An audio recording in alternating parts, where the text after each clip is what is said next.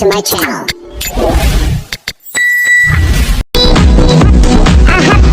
Happy New Year to you, Happy New Year to me, very Happy New Year. Obres kanya, wangi kanya kabadye, asin mo ang kamukatif, ulfatu balaton. Sinilan asiti studio tisantana tinaferulaf balaton asininja. Okay, asuman karanga fitenya tidabara obres kanya. Maqaan siyyaamuu ati namammaan tana chaanala banatee jiru chaanala haaraya akka Maka warra keessan si baaseen siyaama moo maka chaanala kan makanan siyaama. Maka warra keenya osoo hin ta'in maka chaanala kootiitiin beekamta.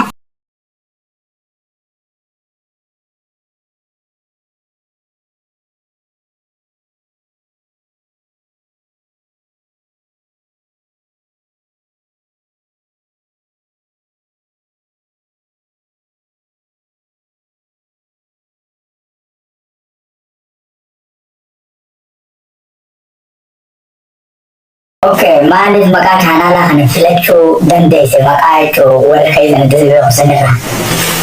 Maqaa warra keenyaa warra keenyaa fi nama amma muraasaan na beekaa gara fuulduraatti chaanalaan qaba.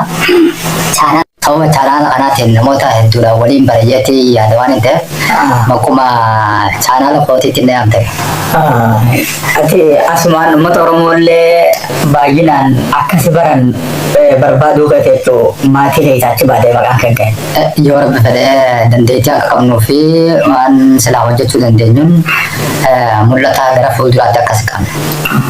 Kanaafuu hordoftootaan gadaa orootu jennee maqaa akkasii siyaa'uun jechuudha. Gadaa orootu akkasiin beekama. Asillee kana ayyaana. Galatoonni. Galatooma asillee. Asumaan gaaffii teenyaa tan lammaffaa dabara. Barummaan tana bara haarayaa seenu jira bara haaraya bara 2020 takka dabre kana keessa mee waan gaddaatii fi waan gammachuu maaliin dabarsite bara kana akkamiin nu ibsuu dandeessa?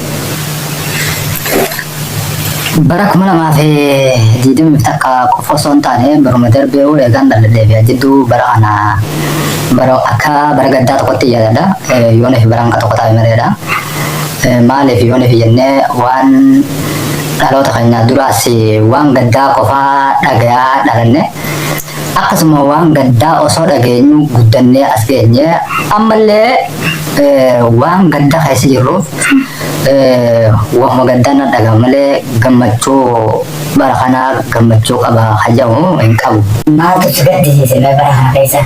Mul'achuu dandeessaa? Akkuma duraan jee bara kana keessa osoo qofa osoo hin taane barumaan dalleeba jidduu baruma gaddaatti lakkaa'as hin jee garagalii immoo maaltu si gaddisiisa baroota kanarra qabu bara osoo hin taane barri akka wanti keenyaatti bara arabsuun hin ta'u bara arabsuun nama rabbi arabse jedhani bara osoo hin taane jiruu bara keessa dabarsine jireenyi bara keessa dabarsine hajoo kana waan nama na gaddisiisa ummatuma kiyyaafuu an Oromoo ta'eera jechuun na gaddisiisa. Garagalii immoo eegaan Oromoo seera dhadhee Oromoon biyya san keessatti uumaa biyya sanii keessaan uummata sanii wajjin uumamuunis baay'ee na gaddisiisa. Waan lamaan kana na gaddisiisa. Fakkeenyaaf Oromoo ta'uudhaan maal si gaddisiisa kan jiru gaafa nama hedduu ta'uu mala. Kanarratti namni tokko maatii tokko keessaa hogguu dhalate maatii fi wal nyaatu tokko haadhaa fi abbaa ijoo hogguu si daa'ima sara wal lolan ilmoo isaan idduudhaa baatu san yookaan ilmoo yeroo san jirtutti xiyyeessammuu rakkina garaagaraatti dhalata. Akka nuti taane eega dhalannee fi eega keessumaa barre rakkoo himuu waa'ee saba kanaa keessumaa bara 2019 achirraa kaasee hanga bara 2020 takkaatti hidhamtoonni siyaasaa gurguddaa kanneen akka Jowaar Mohaammed warreen namoonni hedduun jaalatanii fi warreen garaagaraa hidhamoo keessumaa Haacaaluu Hundeessaa achirraa eegalee warreen namoonni dhumman hedduu jira. Akkuma gaafa duratti dargiin nama fixee Haile Sillaasee jedhan hanga ammaatti waan sun jirti. Kanaaf bara kanaan bara gaddaa ta'ee natti mul'ata. Maaltu nu tursiise? Dhiiga isaattu yaa'ee cituu dide.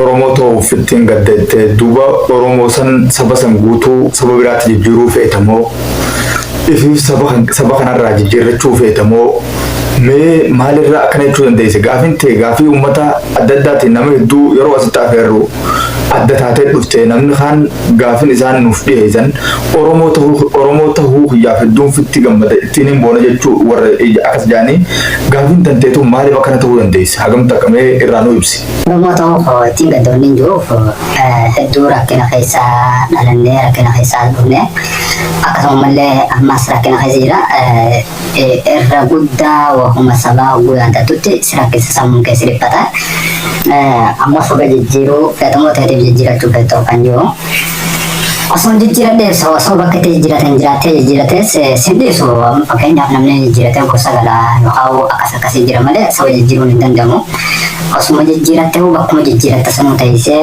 si dhagama rakkinni kun sirraan deemu sammuu keessas hin deemu. Akkuma beekamu biyya keessatti Oromoon gara laafinaa waan jedhu qabdi akkasitti nutti himaa turan akka seenaa keessatti gara laafinaa akkasitti himan. Gara laafinni Oromoo kun Oromoon fayyadamu ni miidha kan jiru Oromoo ni miidhe fakkeenyaaf amma warra naannoo garaagaraa Oromiyaa keessatti amma wallee oole fudhattee yeroo hedduu isaaniif afaan oguu walloon manguddoon oguu hedduu seentetti manguddoo san biraan hin darbu hawaasni gara laafina jechuun waan manguddoo isaanii araara san araara beekanii fudhatanii waan san walii waadaadha hin diigan ammoo uummanni biyya san keessa jiru osoo Oromoo yookaan biyya sanitti uumamuu baattee wanni jiruuf saba lammiin achi keessaa warri jedhamu kun barraa siyaasa akka siyaasni isaanii hattuudha waan haqaatti hin amanan kanaaf Oromoo fi sabni biyya sanii garaa. Obboleessa keenya amata irra kunne amata bara 2020 takka gaddaan nuuf ibsite kan dhufu kana hoo mee abdiin hawwiin ta'e maal bakka mee abdiin maal mee nu himime. Namoonni keessumaa kan akka Joormaamatti dhiyeeffamanii Oromoo keessa mul'atanii fi bara du'aa fi gadadoo yookaan ilmaan garaagaraa kanarraa dhaabbatu asli isaallee akka qabaa biyya kanaatii fi keessumaa miidiyaa hidhaa Saudi Arabiyaa keessa jiran kan hunda akka rabbiin laafisu hawwii guddaadhaan qabu.